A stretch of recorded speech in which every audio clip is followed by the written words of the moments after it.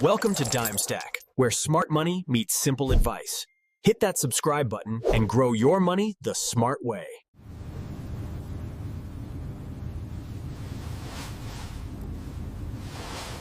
Man, I don't even know where my money goes. Mine is on vacation, exhausted at the beginning of the month. This isn't about being cheap. It's about gaining control, no matter where you live or how much you earn. The truth is, most people don't have an income problem. They have a budgeting problem. It's only the 14th, and you're already broke again. How did we get here? Again, I'm Leotor Essien, and welcome to the Financial Hunger Games. You know the feeling payday hits, you splurge, and suddenly your bank account is emptier than your fridge. You're back to instant noodles, dodging social invites, wondering where it all went. This isn't a one-time thing, it's a cycle. But what if breaking it isn't about making more money, but understanding the money you already have? Let's get real for a moment. We've all been there, staring blankly at our bank statements, wondering where all our hard-earned cash disappeared to. It's like a financial magic trick, except instead of a rabbit, all that's left is an empty wallet and a lingering sense of confusion.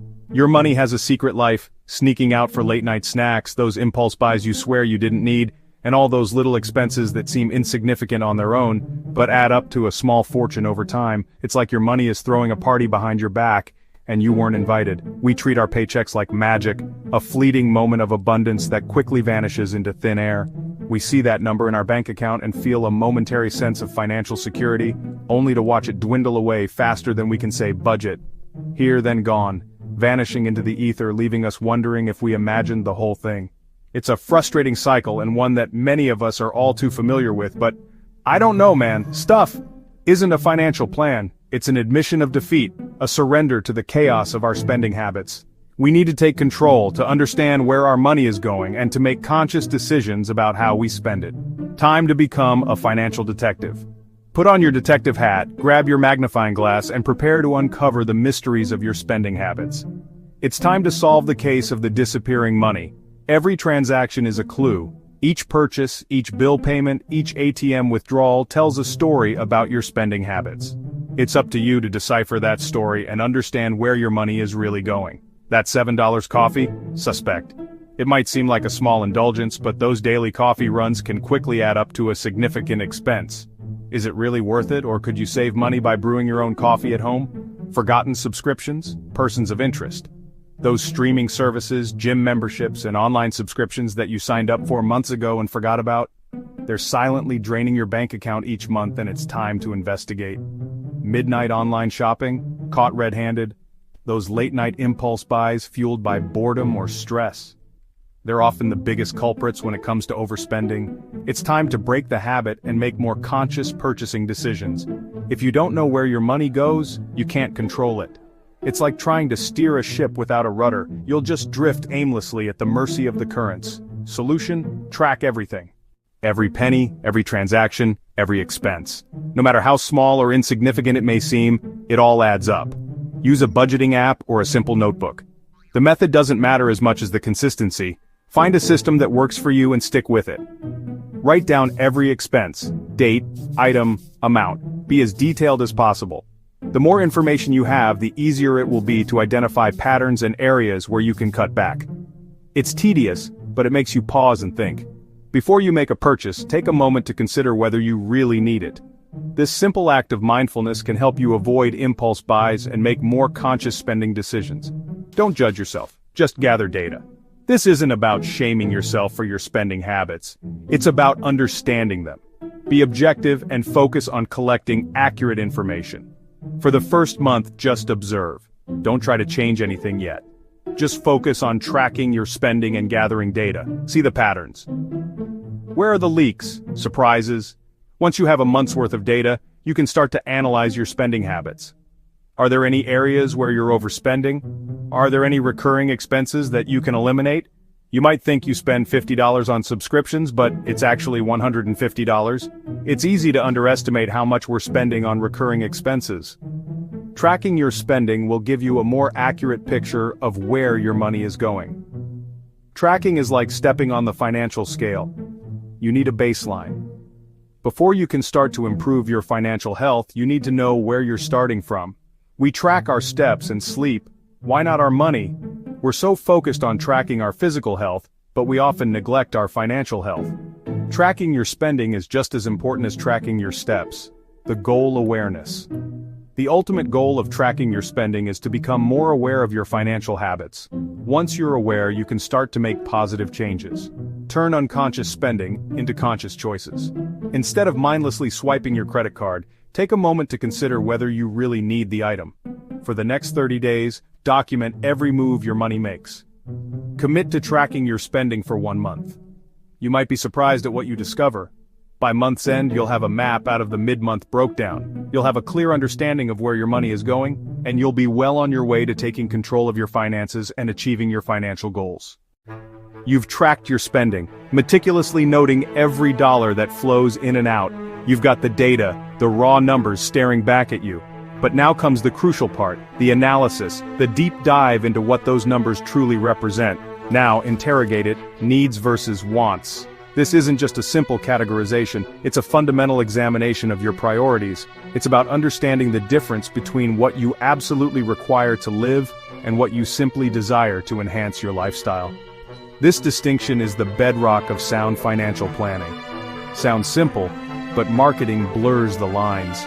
It's a constant barrage of messages designed to make you believe that you need things you really don't.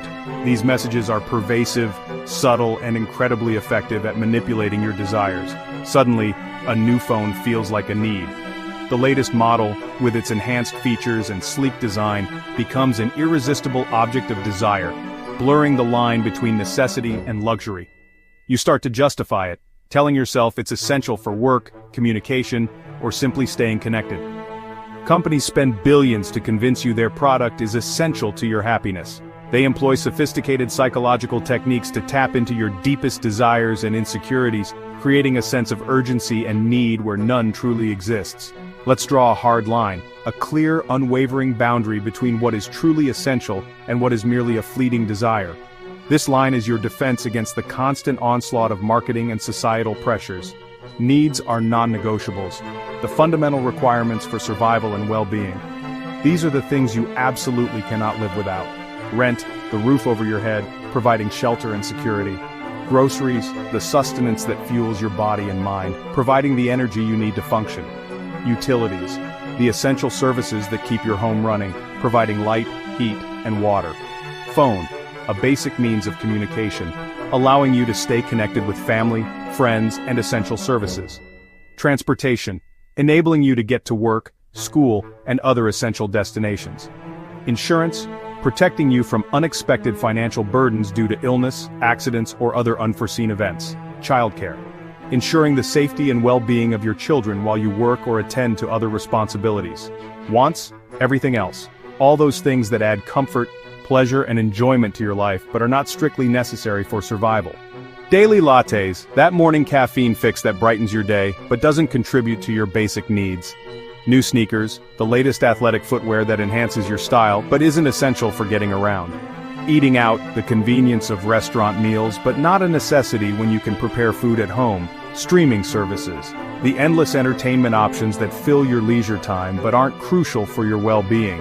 The danger is the gray area, where wants masquerade as needs, blurring the lines and leading to overspending. Tricking yourself into thinking comfort is survival. This is where the real deception lies, convincing yourself that those little luxuries are essential for your happiness and well-being. Your survival doesn't depend on the latest gadget, no matter how shiny or feature-rich it may be, or trendy restaurant. A simple home-cooked meal can be just as satisfying and far more budget-friendly. Labeling wants as needs gives you permission to overspend. It creates a false sense of justification, allowing you to indulge in unnecessary purchases without feeling guilty. This isn't about deprivation, it's about clarity. It's about understanding your true priorities and making conscious choices about how you spend your money. Define your needs, protect them. Safeguard the resources you need to cover your essential expenses, ensuring your basic needs are always met. Once covered, choose which wants to fund. Decide which of your desires are truly worth pursuing and allocate your remaining resources accordingly. Make it a conscious choice, a deliberate and mindful decision, rather than an impulsive reaction to marketing or peer pressure. Is this want more important than your other goals? Consider the long-term implications of your spending choices. Will this purchase bring you closer to your financial goals, or will it set you back? Go through your expenses with two highlighters, a visual way to separate your needs from your wants, making the distinction clear and undeniable. Needs and wants. Be ruthless. Don't let emotions or justifications cloud your judgment. Be honest with yourself about what you truly need versus what you simply desire. You'll see how much goes to comfort, not survival, revealing the extent to which your spending is driven by desires rather than necessities. And that's the first step to change. Recognizing the difference between needs and wants is the crucial first step towards taking control of your finances and achieving your financial goals. You've diligently tracked and meticulously sorted your spending habits. You've taken the crucial first step in understanding where your money goes each month. This awareness is the foundation upon which you'll build your financial future. It's like knowing the terrain before embarking on a journey. Now you need a plan, a roadmap to guide your financial decisions and help you reach your goals. Without a plan, you're simply drifting, hoping to arrive at a destination without a clear course. A financial plan provides direction, purpose, and a framework for making informed choices. Enter the 50-30-20 rule, your financial GPS. Think of it as a simple yet powerful framework for allocating your after-tax income. It's a guide that helps you balance your needs, wants, and financial obligations, ensuring you're not just surviving, but thriving. It's the tool that will navigate you from where you are now to where you want to be financially. 50% of your after-tax income goes to needs, the essentials that keep you afloat. Rent, groceries, utilities, transportation, insurance. These are the non-negotiable expenses that are crucial for your survival and well-being. If your needs exceed 50%, it's a red flag. Time to reassess. It means you're spending too much on essentials, and it's time to look for ways to cut back or increase your income. Can you downsize your living situation? Find cheaper transportation options? Every little bit helps. 30% is for wants. Dining out, hobbies, streaming, vacations. These are the things that bring you joy and make life more enjoyable. This is your fun money, but it has a limit. It's important to be mindful of how you're spending this portion of your income. Prioritize. Do you want lots of little treats or save for something big? The choice is yours. 20% goes to savings and debt repayment, your pay, your future self-fund. This is where you invest in your long-term financial security. This isn't leftover money, it's a non-negotiable bill to future you. Treat it with the same importance as your rent or mortgage payment. Use it for your emergency fund, debt retirement, or big goals. Whether it's paying off high-interest debt, building a safety net, or planning for retirement, this portion of your income is crucial for achieving your financial aspirations. These percentages are guidelines, not gospel. Adjust as needed, but have a target. The 50-30-20 rule is a starting point, a framework to help you understand your spending and saving habits. Feel free to tweak the percentages to better suit your individual circumstances and financial goals. The rule gives you clarity and removes financial anxiety. By having a clear plan for your money, you'll feel more in control and less stressed about your finances. It's not about restriction, it's about intention. It's about making conscious choices about how you want to spend your money and aligning your spending with your values and goals. Design a life you can afford while building a future you're excited about. The 50-30-20 rule is a tool to help you create a balanced and fulfilling life, both now and in the future. Here's the cheat code. Pay yourself first. That 20% for savings and debt, take it off the top before anything else. Most people do the opposite.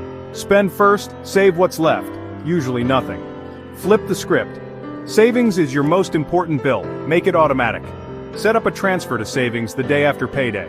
Remove temptation. If it's not in your checking account, you can't spend it. This forced scarcity makes you naturally more careful with spending. Saving becomes the default, not the afterthought. Start small if you have to. 1%, $25, whatever you can. The habit matters more than the amount. Automation builds momentum. Watching your savings grow is addictive. You're building a wall between present you and your future wealth. The automatic transfer protects your savings from impulse. No matter what happens, you've already paid yourself first. Systems are set, but day-to-day temptations remain, especially with cards. Swiping plastic is frictionless. It doesn't feel like real money. Cash, on the other hand, is tangible. You feel the loss. Enter the cash diet or envelope system, reintroduce friction. After needs and savings, withdraw your weekly wants budget in cash. Use only that cash for fun food and extras. When it's gone, you're done. Spending becomes real, you see your budget shrink with every purchase.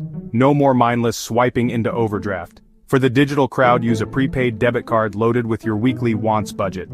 When it's empty, no dipping into your main account. This isn't for bills, just day-to-day spending. It's a firewall for your budget containing the damage. Yes, it takes effort, but that's why it works. It reconnects you to the reality of your money and curbs impulse buys. We've covered tracking, budgeting, saving, and using cash. It can feel overwhelming, but it's about one shift, making money serve you, not the other way around. These aren't just tips, they're tools for empowerment. You're taking back control from banks, marketers, and your own impulses. It starts with one small, intentional decision. If you're tired of being broke by mid-month, start today. Make your money serve you.